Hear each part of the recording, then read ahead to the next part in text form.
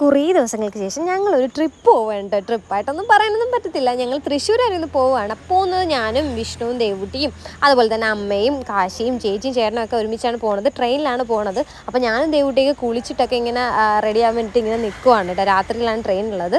അപ്പോൾ മഴയും ഉണ്ട്. അപ്പോൾ ഇങ്ങോട്ട് പോവുകയാണ്. അപ്പോൾ ഈ ഒരു മുല്ലമുട്ടിൻ്റെ മാല ദേവുട്ടി ഉണ്ടാക്കിയതാണ് കേട്ടോ. ഞാൻ പറഞ്ഞു കൊടുത്ത് ഇങ്ങനെയാണ് കൊരുക്കേണ്ടതെന്നൊക്കെ. പക്ഷെ അവൾ ഉണ്ടാക്കിയപ്പോൾ അങ്ങനെയായി. ആദ്യം കാണിച്ച് ഞാൻ ഉണ്ടാക്കിയാണ് കേട്ടോ. അതാണ് അത്രയ്ക്ക് പെർഫെക്ഷൻ.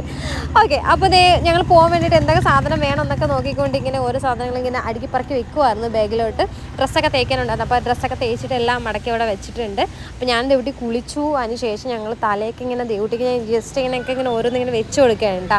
അപ്പം പോണതിന് വീഡിയോസൊക്കെ കാര്യങ്ങളൊക്കെ ഞാൻ ഷോർട്സ് ആയിട്ടും ഫുൾ വീഡിയോ ആയിട്ടൊക്കെ പോസ്റ്റ് ചെയ്യാം. തൃശ്ശൂരിൽ എവിടേക്കാണ് പോണത് എല്ലാ ഡീറ്റെയിൽസ് ഇടാം കേട്ടോ. പിന്നെ മഴയാണ്. അപ്പോൾ എങ്ങനെയാണ് വണ്ടിയിൽ പോകുകയെന്നൊന്നും അറിയത്തില്ല.